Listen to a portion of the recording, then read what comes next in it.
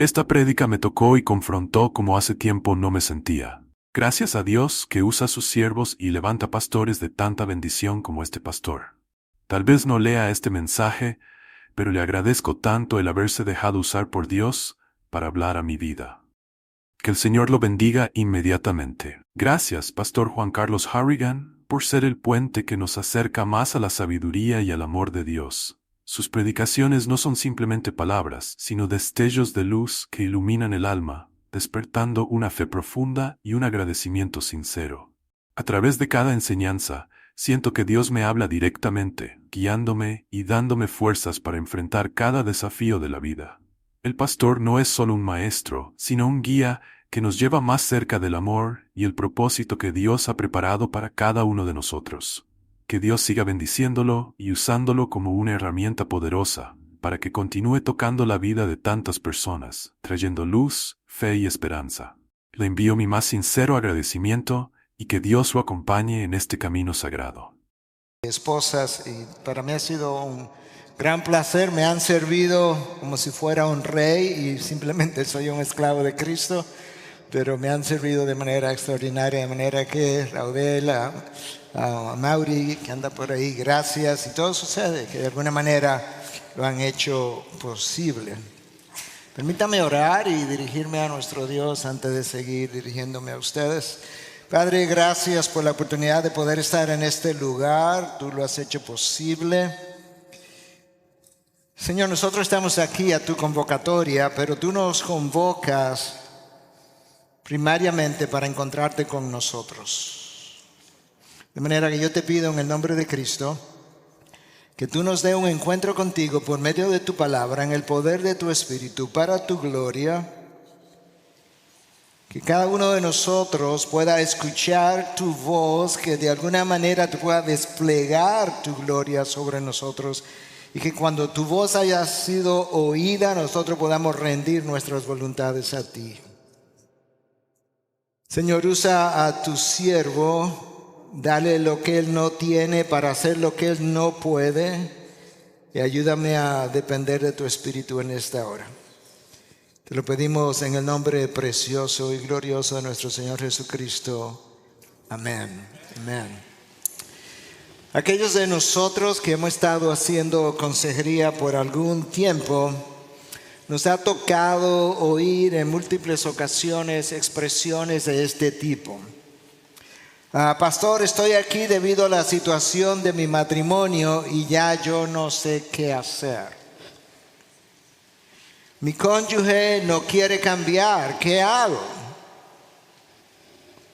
Pastor, mi hijo está en rebeldía después que lo hemos criado conforme a la palabra de Dios y ya no tenemos más que decirle. No sé cómo ayudarle a cambiar, no sé cómo manejar esta situación. O como me dijo una persona en una ocasión, usted es el séptimo consejero y nadie nos ha podido ayudar. Yo no creo que usted va a poder hacerlo tampoco, estoy cansada. O yo no puedo creer que tengo que resignarme a ser infeliz para el resto de mi vida. O lo he probado todo y nada ha funcionado. Yo no sé si tú estás ahí en este momento, pero en una audiencia de este tamaño estoy seguro que o alguno está ahí, o ha estado ahí, o va a estar en situaciones como esa en el día de mañana. Y por eso yo he querido titular mi mensaje en el día de hoy: ¿qué hacer cuando no sé qué hacer? ¿Qué hago cuando yo no sé qué hacer? Yo voy a leer un texto de la palabra en la que hay dos historias distintas pero entrelazadas. Dos historias de personas que no tenían nada en común excepto su condición de desesperación. Nada en común, pero algo los iba a juntar ahora. Y hay algo que nosotros hemos podido observar, que las personas pueden tener diferencias de cultura o de grado de educación o de nivel económico, pero hay algo que los junta al pie de la cruz. Y es el dolor y el sufrimiento.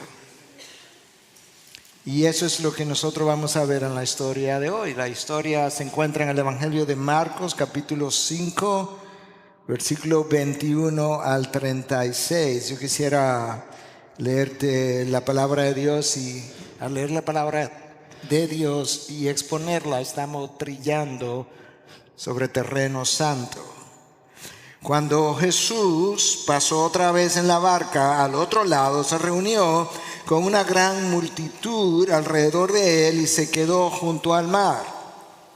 Y vino uno de los oficiales de la sinagoga llamado Jairo, y al verle se postró a sus pies y le rogaba con insistencia diciendo: mi hijita está al borde de la muerte, te ruego que vengas y ponga las manos sobre ella para que sane y viva. Jesús fue con él, y una gran multitud le seguía y le oprimía. Y una mujer que había tenido flujo de sangre por 12 años y que había sufrido mucho a mano de muchos médicos y había gastado todo lo que tenía sin provecho alguno, sino que al contrario había empeorado, cuando oyó hablar de Jesús, se llegó a él por detrás entre la multitud y tocó su manto. Porque decía: si tan solo toco sus ropas, sanaré. Al instante la fuente de sangre se secó y sintió en su cuerpo que estaba curada de su aflicción. Y enseguida Jesús, dándose cuenta de que había salido poder de él, volviéndose entre la gente, dijo: ¿quién ha tocado mi ropa? Y sus discípulos le dijeron: ¿ves que la multitud te oprime y dices: ¿quién me ha tocado? Pero él miraba a su alrededor para ver la mujer que lo había tocado.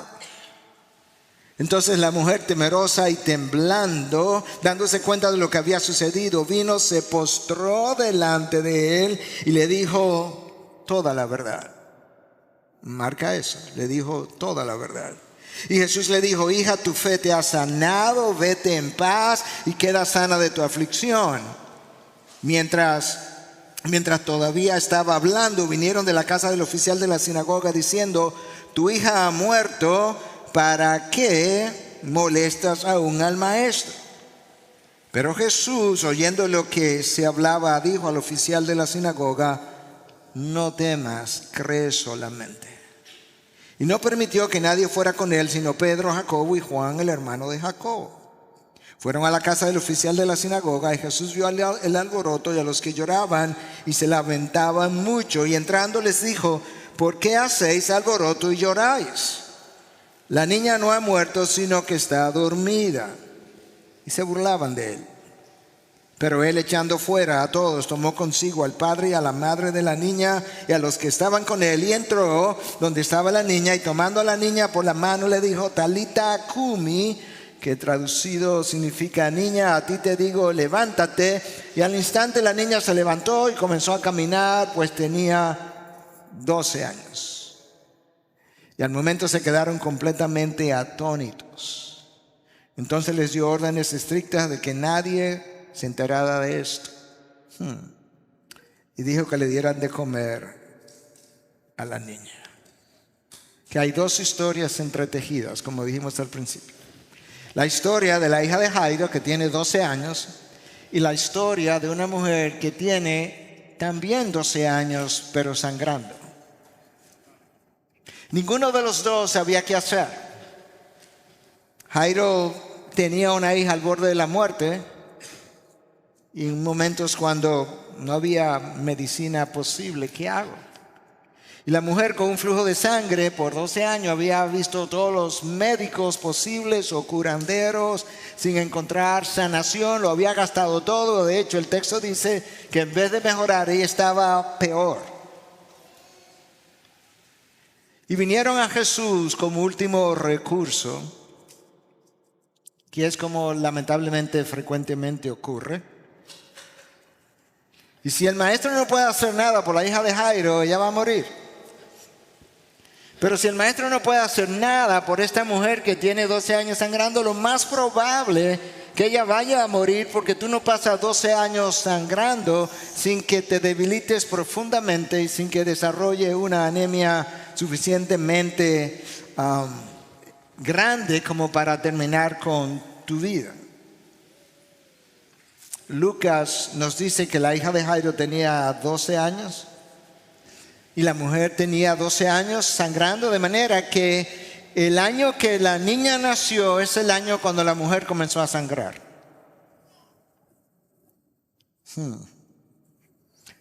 Estas dos personas no tenían nada en común, pero tenían algunas cosas en común.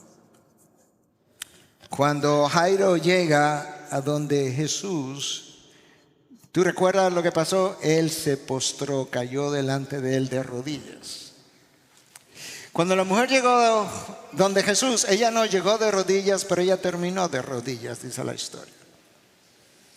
De manera que tú puedes ver el paralelismo entre estas historias.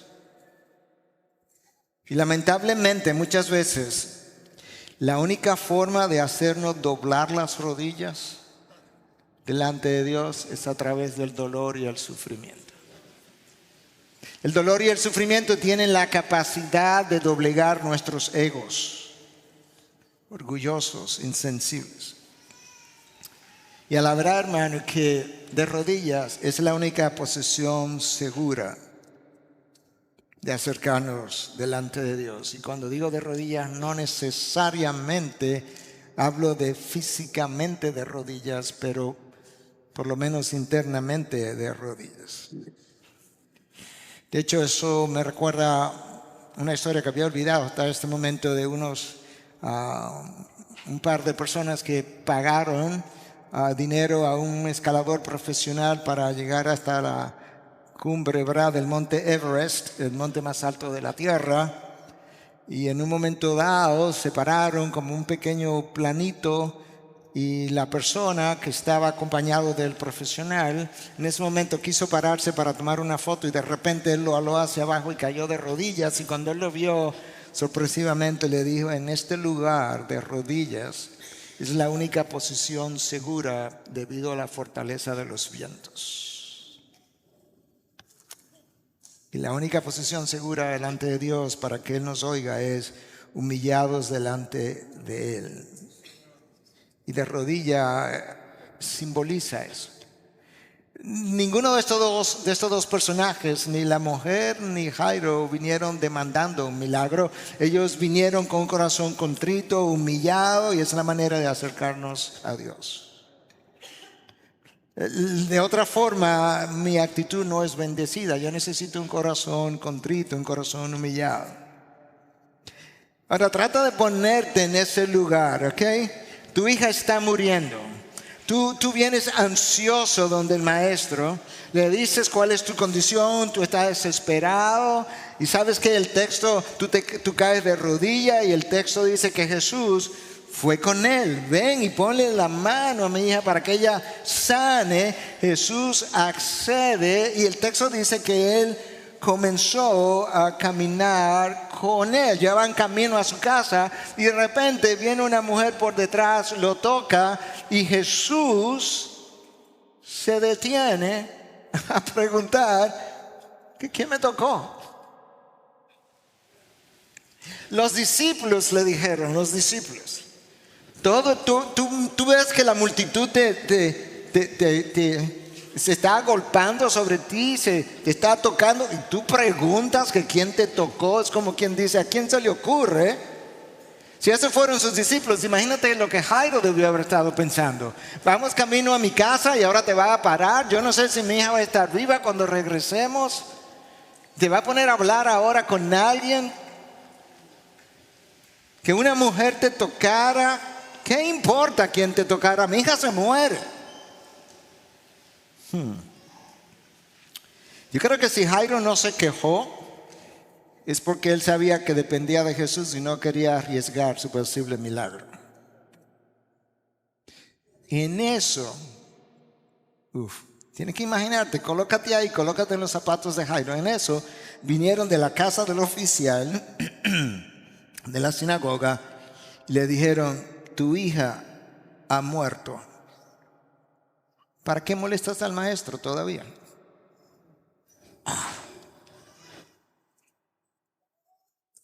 Eso en medio de la mujer que le tocó y que él se detuvo.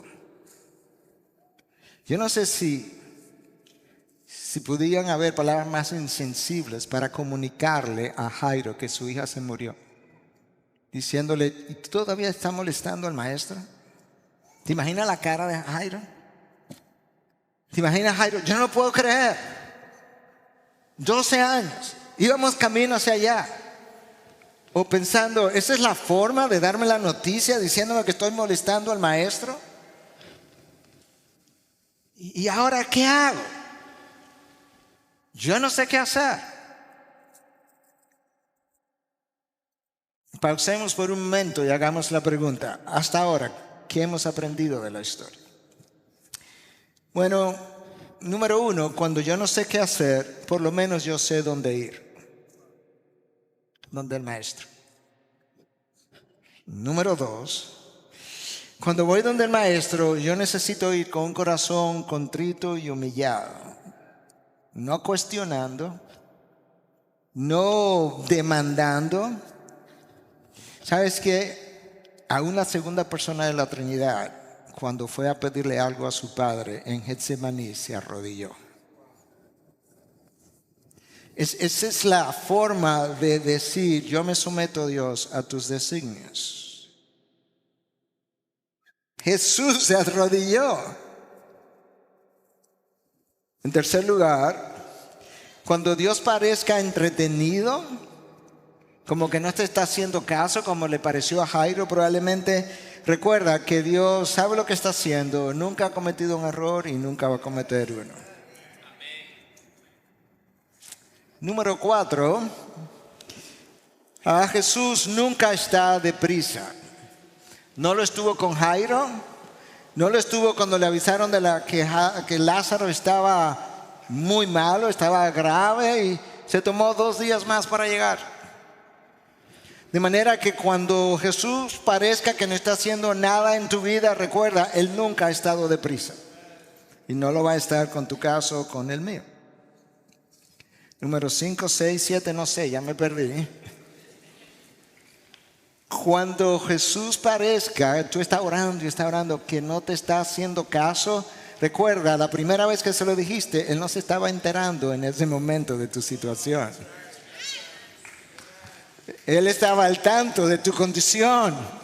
La conoce mejor que tú y antes que tú. De manera que Él sabe lo que está haciendo. Vamos a regresar a Jairo en un momento, pero quedémonos con la mujer ahora. Porque aparentemente se murió la hija de Jairo. La que está viva ahora es la mujer y está ahí. Y esa historia es triste, bastante triste. 12 años de desangramiento. Tú no haces eso sin estar físicamente y emocionalmente drenado y con debilitamiento físico. Cuando nos sentimos así, hermanos, físicamente débiles, emocionalmente drenados, eso afecta mi vida por completo, mi vida espiritual, mi vida emocional, mi relación con los demás. Pero es peor que eso. Porque de acuerdo a la ley de Moisés, Levítico 15, una mujer sangrando durante su sangramiento no podía ir al templo. 12 años sin ir al templo. Si la mujer estaba sangrando, lo que ella tocaba quedaba inmundo. De manera que donde yo me siente, no te sientes. Ella estaba consciente de que quien la tocaba quedaría inmundo también. De manera que esta debió haber sido una mujer muy solitaria. No creo que tuviera marido, 12 años sangrando. Muy abandonada, probablemente. Muy temerosa. Si alguien se entera de mi quebranto, ¿tú te imaginas? Yo dudo que esa sea la situación de alguno aquí, porque estamos en otros momentos médicos. Pero sí es posible que alguno se sienta cansado, drenado, incluso que alguno tenga alguna situación y tema que alguien se pueda enterar de que mi hijo está en drogas o mi hijo ha preferido una relación del mismo sexo y que no se atreva a hablar con nadie. Debido a la ley de Moisés, ella debió haber tenido mucho temor de que alguien se enterara, o quizás ni siquiera su familia se podía acercar tanto a ella o le daba vergüenza conversarlo con alguien de su familia. Es muy posible que ella tuviera 12 años en silencio de muchas formas diferentes. O quizás hay alguien que acaba de enterarse de que su esposo o esposa está en una situación de adulterio y tiene miedo de confesársela a alguien, o está en un hábito de alcohol o drogas, está en dolor, está en ansiedad, y tu temor te paraliza, tu temor no te permite llegar y hablar con alguien que te pueda ayudar, y dices, no sé qué hacer. Y una de las cosas, hermanos, que tenemos que cuidarnos es que todos nosotros experimentamos temores. El apóstol Pablo llegó a Corinto y le dijo a los corintios, cuando le escribió, que yo fui a ustedes con temor y temblor. Y atemorizar a Pablo no era poca cosa. De manera que esta mujer quizás había estado atemorizada por 12 años, pero esta vez dijo, el temor no me va a paralizar. Había sufrido mucho, dice el texto, amado de muchos médicos, había gastado todo lo que tenía sin provecho alguno, sino que al contrario había empeorado. Imagínate que cada médico o curandero que fue le dio una esperanza y al final no resultó. Me imagino que probablemente comenzaría a dudar incluso de la buena voluntad de aquellos que trataron de ayudarle y lo desilusionada que podía estar. Recientemente alguien vino a mi consulta de una forma similar, no 12 años, pero 3 años, con una condición de la piel horrible y había gastado mucho más de 50, 60 mil dólares y nada había funcionado. De manera que esta mujer probablemente se vio rechazada por amigos, por familiares, por su estado de impureza. Esas condiciones probablemente agravaron su situación de soledad, no podía ir al templo, quizás tenía resentimiento y odio hacia aquellos que le quitaron el dinero, por así decirlo, y no la ayudaron.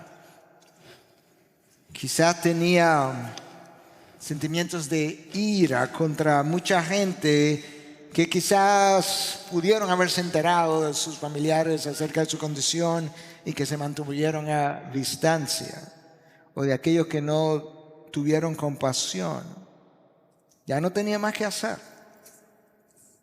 Pero a veces Dios tiene que dejarnos en la vida que probemos y tratemos, porque es la única forma de que terminemos acercándonos a Él. Dios debiera ser nuestra primera opción, pero frecuentemente es la última opción en la vida de mucha gente. Es como que yo puedo manejar mi vida, yo tengo la sabiduría, yo tengo los recursos, yo tengo la fuerza, pero ya cuando no tengo nada, bueno, todavía queda Dios. Pero esa no es la manera de relacionarnos con Dios, y mucho menos si me llamo hijo de Dios. Mucha gente que ha estado en consejería, aquí y allí, que ha estado consultando, tiene sentimientos de inseguridad, de rechazo, de inconformidad, ira. Muchas veces, para mucha gente, una de las razones por las que no va a consejería es porque el qué dirán es mucho más importante de lo que yo soy. ¿Qué dirá el pastor? ¿Qué dirá el consejero si yo le cuento esta historia? ¿Qué dirá el pastor si yo le digo que tengo 35 años adicto a la pornografía? Yo no me inventé esa historia, eso es una historia real. 35 años. Y si el pastor cuenta esta historia con mi nombre, y lamentablemente el guardar la apariencia muchas veces es más importante que la sanación para mucha gente. Esta mujer vence su temor, finalmente se abre paso tocando personas. El texto dice que tocó el manto de Jesús, no sabemos exactamente cómo él lucía, pero era costumbre que los rabinos usaran sobre su vestimenta otra especie como de tola que tenía 4 borlas, que son como flecos, pudiéramos decir, todos juntos. Y había creencia en la población de que si tú tocabas estas borlas de uno de estos iluminados o rabinos especiales, quizás pudiera salir poder y sanarte. No sabemos si ese es lo que ella estaba pensando, el texto no lo dice, pero ella pensó que si tan solo lo tocaba, pudiera quedar sanada, de manera que es posible que eso era lo que estaba en su mente. Ella se abrió paso, me imagino que tuvo que empujar a algunas personas, rompió su miedo. Yo no sé si tú no te has acercado a buscar ayuda pensando que tu pecado es tan grande que no se puede saber o Jesús no lo va a perdonar. Ambas cosas son mentiras, pero ambas cosas son mentiras que Satanás quisiera que tú creyeras. Pero ¿sabes algo? Cuando tú lees la historia de Jesús en los evangelios, hay algo que tú puedes notar, y aquí otra vez. La mujer estaba en la periferia, Jesús estaba allá, ella tuvo que acercarse. Cuando tú lees la historia de Jesús, las cosas buenas siempre pasaron cerca de Jesús, no lejos. De manera que en mi caminar, en tu caminar cristiano, a veces no estás viendo todo lo que Dios quisiera que tuviera, porque en la periferia las cosas no ocurren. Es en la cercanía con Dios. Es en la cercanía con Jesús. Si esta mujer se queda en la periferia, nada hubiera ocurrido. Si Jairo se queda en la periferia de su casa, tampoco nada hubiese ocurrido con su hijo. Y eso está ahí. Y en las iglesias, en todas, en la nuestra por igual, hay personas en necesidad de ser escuchadas y van al pastor.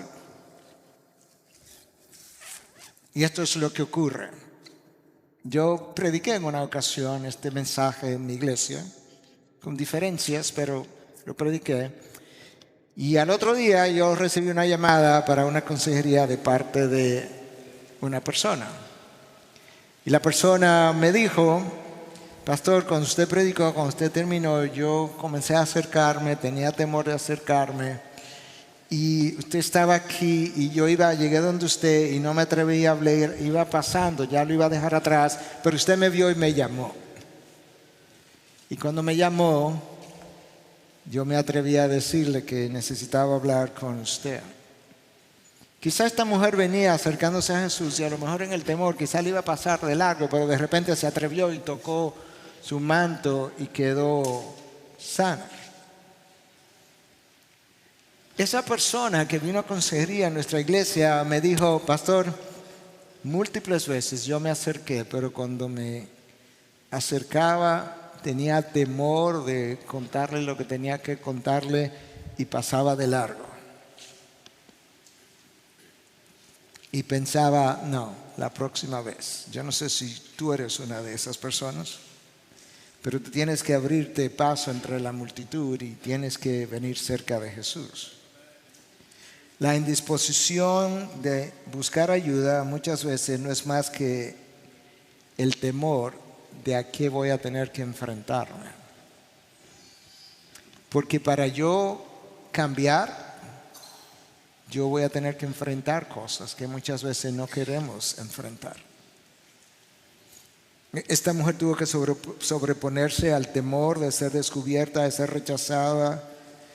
Y si sangraba ahí en medio de todo el mundo. Y si pasaba vergüenza, quizá lo hubieran apedreado si ella hubiese hecho, si algo así hubiese ocurrido. Pero si te dejas paralizar por el temor, quizá ya perdiste la batalla. A veces permitimos que las actividades de las iglesias, los programas, las clases, la participación, el coro, toman el lugar de Jesús. Y mira qué ocurre. Que pienso a veces que estar cerca de la iglesia es lo mismo que estar cerca de Jesús. Y esas cosas debieran estar unidas, pero frecuentemente no lo están. Amor por el púlpito y la predicación para mí no es lo mismo que amor por Dios. Yo debiera amar a Dios y por consiguiente predicarlo a Él. Pero yo puedo amar el púlpito y la predicación y no necesariamente amar a Dios. De esa misma forma, yo puedo amar lo que hago en la iglesia y acercarme a la iglesia y no necesariamente amar a Dios.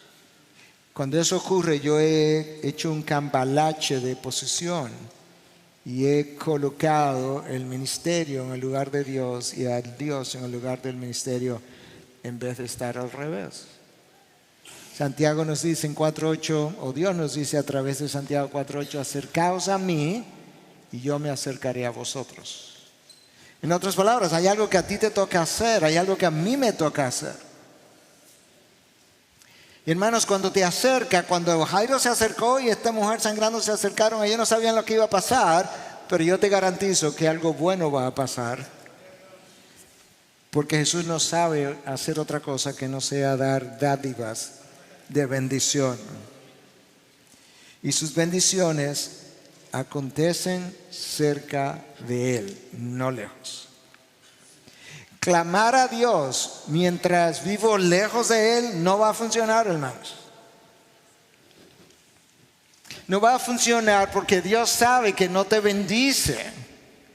No te bendice porque no cultivas una relación con Él, y lo que Dios quiere es una relación con Él, de manera que tú puedas recibir de Él y lo puedas recibir a Él por todo lo que Él es, todo lo que Él representa y todo lo que te puede dar.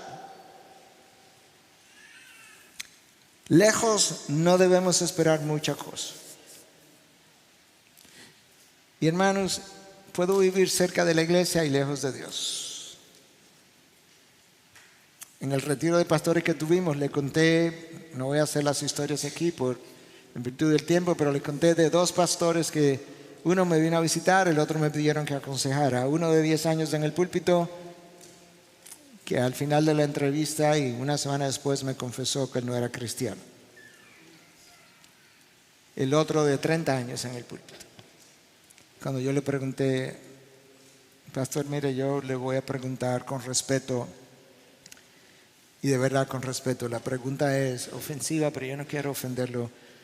¿Usted está seguro de que es cristiano? Antes de yo terminar la pregunta, la esposa dijo, eso mismo digo yo. Puede estar cerca de la iglesia y no cerca de Dios. Quizás no sabe qué hacer con la situación que tú tienes. Pero yo sé por la palabra de Dios que el pueblo de Israel en un momento dado tampoco sabía qué hacer.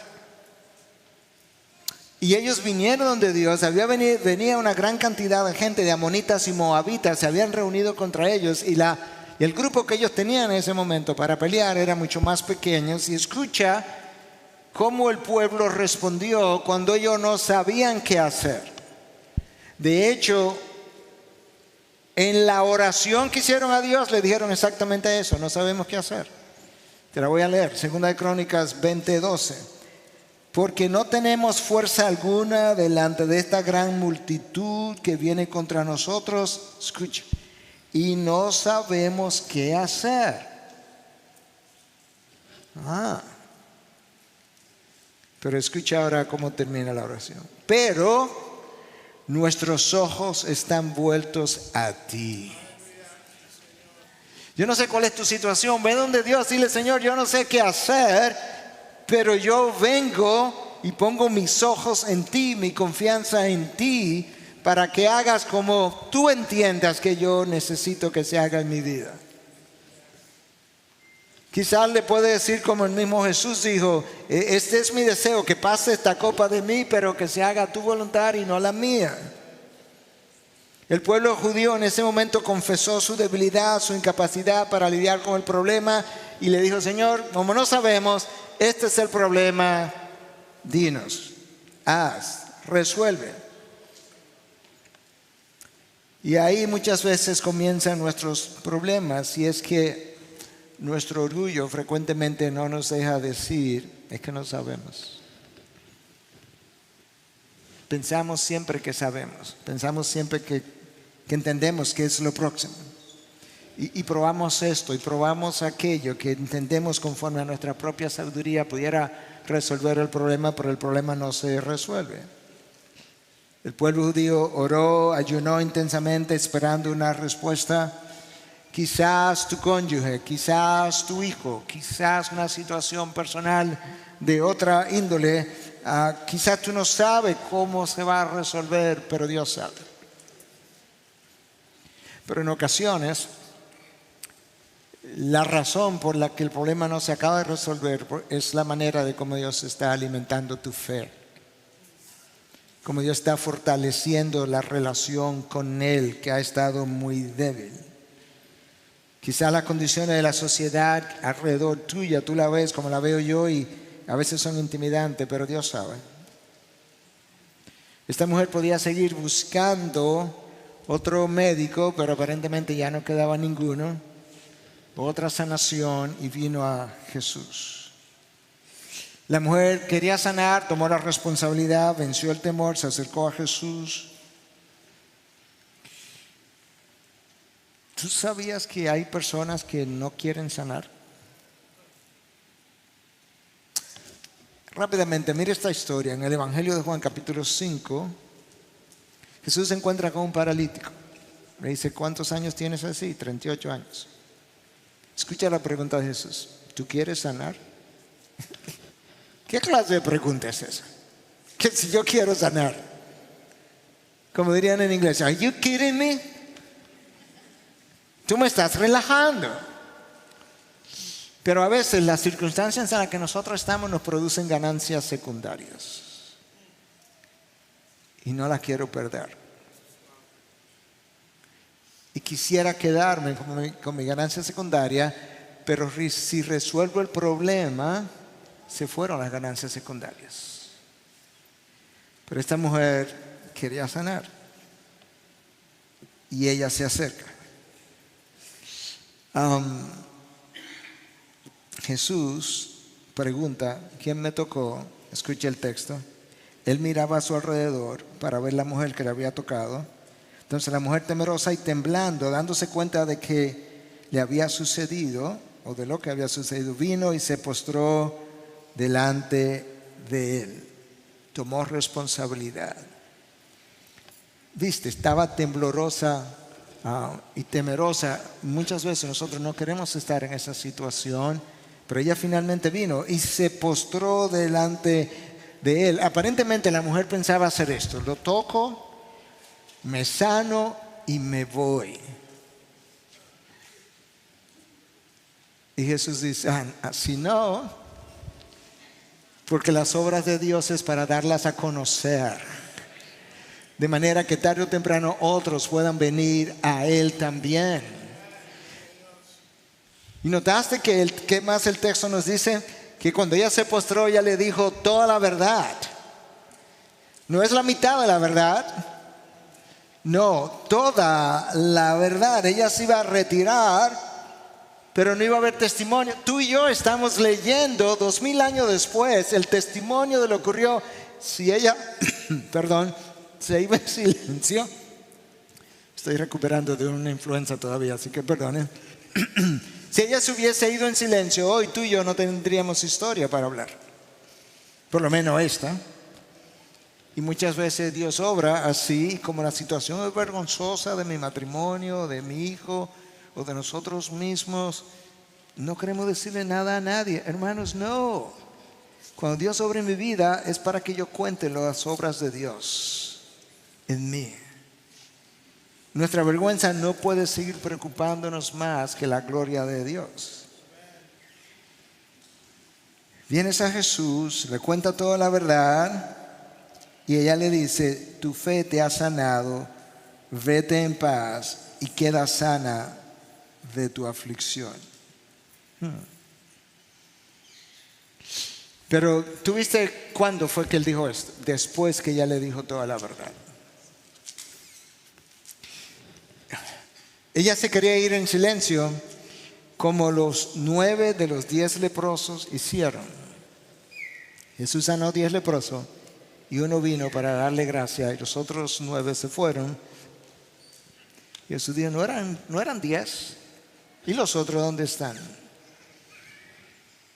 Y muchas veces Jesús obra en nosotros, no solamente sanación física de todo tipo, obra en nosotros, no contamos la verdad.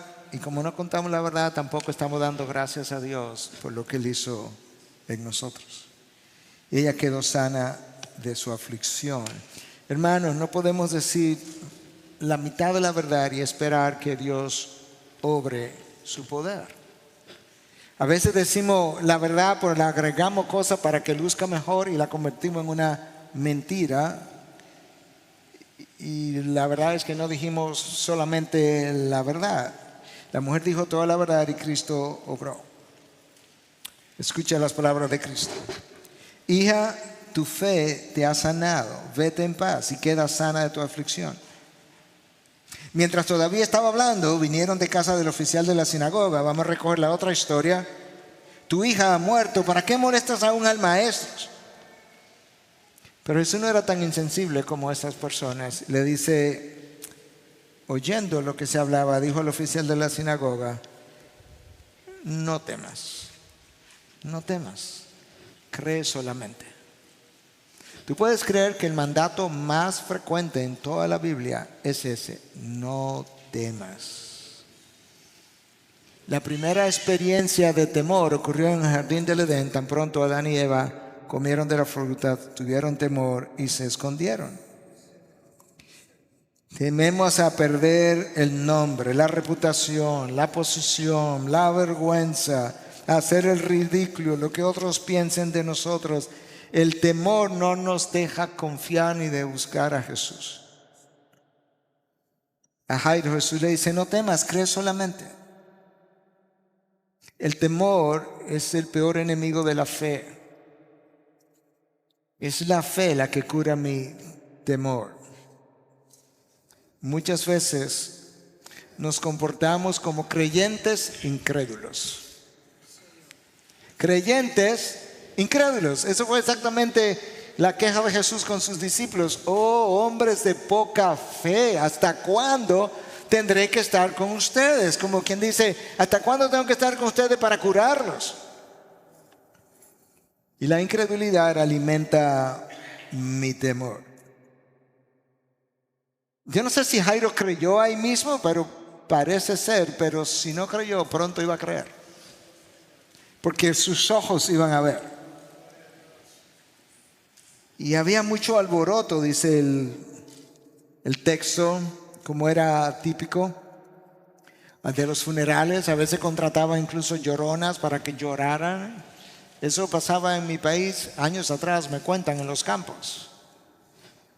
Y había mucho alboroto y Jesús entra y notaste que solamente le dio paso a Pedro, Juan y Jacobo, el padre y la madre de la niña.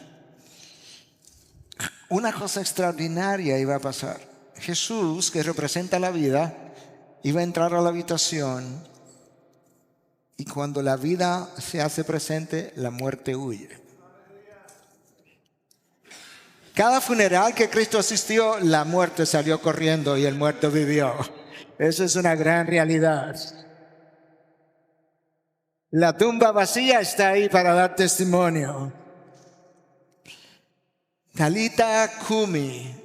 Niña, es una expresión en arameo. A ti te digo, levántate y anda. ¿Te imaginas los ojos de Jairo? ¿Te imaginas la expresión de Pedro, de Juan, de Jacobo? ¿Te imaginas aquellos que fueron y le dijeron a Jairo, deja de molestar al maestro? No sé si Jairo vino después donde ellos y le dijo, y tú diciéndome que dejara de molestar al maestro, míralo ahí. Pero te haría bueno que le hubiera dicho algo como eso. Él dice, la niña solamente duerme, pero eso es un eufemismo muy usado en la Biblia para referirse a la muerte. Es una forma bonita de decir, él duerme. Los que hasta hoy duermen. Eso es una forma de decir los que están muertos hasta hoy. Al final todos estaban atónitos. 2 milagros en una misma ocasión a 2 personas que no sabían qué hacer, pero supieron dónde ir, se acercaron a Jesús y aún con su poca fe quizás, porque quizás no tenían toda la fe, pero aún con una poca fe vinieron de Jesús y le dijeron, tú eres el único que puede hacer algo. Ven a mi casa. Y la mujer no tenía que decirle ven a mi casa porque ella estaba ahí. Tocó su manto y quedó sanada. Hermanos, quizás tu situación no es física, pero puede ser emocional, puede ser espiritual. Quizás tu vida misma de fe que se ha enfriado. Quizás te ha apartado, quizás viniste por la invitación de alguien. O quizás tu fe misma se había enfriado porque hay algo en tu vida que le pediste al Señor Jesús por un tiempo, no ocurrió, y como no ocurrió pensaste, a Él no le importa. O Él no tiene la sensibilidad que me han dicho que Jesús tiene, o mi caso no le interesa, pero quizás tu caso sí le interesa, pero más que tu sanación es tu alma que le interesa. Y por consiguiente, Él permite que esto continúe en ti porque es la manera de traerte a Él. Hermanos, nuestros problemas comenzaron cuando Adán y Eva le dieron la espalda a Dios.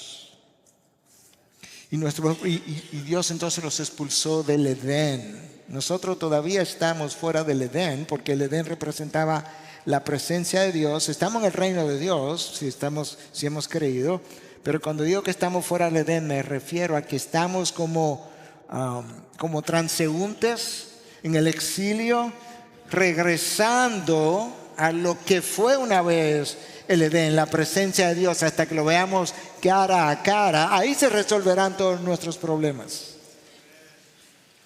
Pero si nuestros problemas comenzaron cuando Adán y Eva fueron expulsados del Edén, y el Edén fueron expulsados, ¿sabe dónde está la solución de mis problemas? Regresando al Edén, regresando a su cercanía.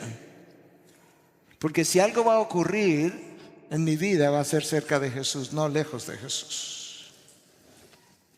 En la Biblia, en los evangelios, nada ocurrió lejos de Jesús. Y de esa misma manera, en nuestras vidas, las mejores cosas ocurrirán cuando tú hagas de Jesús tu prioridad, tu búsqueda número 1. No al final de tus esfuerzos, no cuando se te han acabado todas las opciones, sino como teniéndolo a Él como primera opción. Y cuando no sabes qué hacer, tú sabes dónde ir. Y cuando vayas donde Él, recuerda que Dios nunca ha estado deprisa. Cerró el Antiguo Testamento y esperó 400 años para enviar a un profeta. La segunda persona de la Trinidad se encarnó y duró 30 años para predicar su primer sermón. ¿Tú puedes creer eso?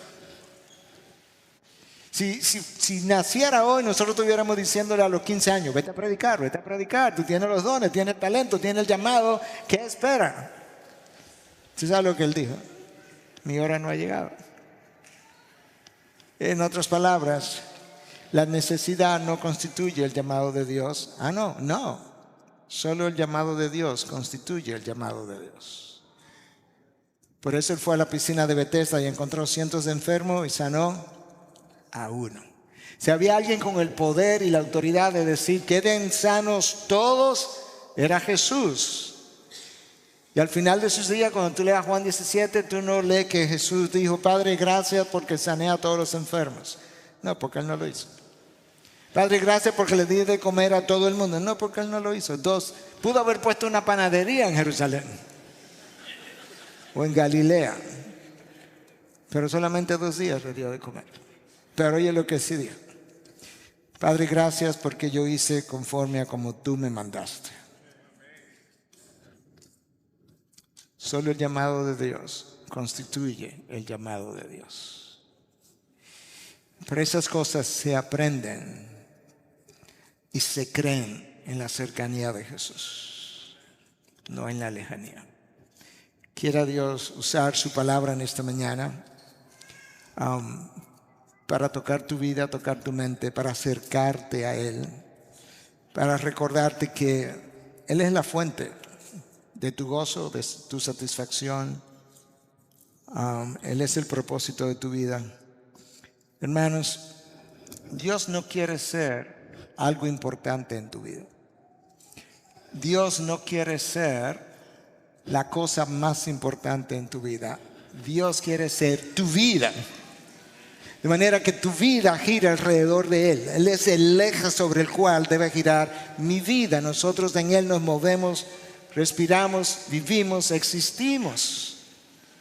De manera que Él tiene que ser justamente eso, el eje sobre el cual gira toda mi vida. De una manera que todo lo que yo hago, lo hago en dependencia de mi vida en Jesús. Y cuando lo hagamos de esa manera, tú nunca estarás ni más satisfecho, ni más gozoso, ni más tranquilo, aun cuando te encuentres en medio de las tormentas. Nosotros cantamos, ya cerrando, nosotros cantamos, cuando yo canto, a mí me encanta cantar, no sé cantar, pero me encanta cantar. Cuando yo sea grande quiero cantar como Raudel, que cantó aquí con muy buena voz. Pero cuando yo canto, yo me fijo en lo que estoy cantando. Y nosotros cantamos que Él es rey sobre la tormenta. Si eso es verdad, pero Él no es rey sobre la tormenta solamente. Él es rey sobre toda la creación. Él es rey de tu vida, Él es rey de tus negocios, Él es rey de tu profesión, Él es rey sobre tus hijos, Él es rey sobre tu hogar, sobre tu matrimonio, sobre esta iglesia, sobre cada pastor. Él es rey. Rey y Señor. El cielo gobierna y nosotros nos sometemos a su voluntad. Pero su voluntad es su gloria. Y su gloria no está divorciada de mi gozo. Lo que a Él le glorifica, a mí me trae gozo. En la cercanía de Jesús. Padre, gracias. Gracias por tu palabra. Gracias por los testimonios que han quedado en tu palabra grabados para enseñanza nuestra. Señor, perdónanos cuando no hemos respondido a quien tú eres de la manera como debemos responder. Perdónanos cuando cantamos más bonito de lo que vivimos. Recuérdanos que nosotros debiéramos vivir como oramos. Oh Dios, ayúdanos cada vez a vivir más cerca de ti, a caminar cerca de ti, a tenerte como nuestra prioridad número 1 y que tú seas la opción. No es simplemente la primera opción, sino la única opción. Donde nosotros venimos y te decimos, Señor, yo no sé cómo manejar la vida, pero mis ojos están vueltos a ti. Maneja y gobierna mi vida. Te lo pedimos en el nombre precioso de tu Hijo Jesús, para la edificación de tu pueblo, la gloria tuya. Amén. Amén.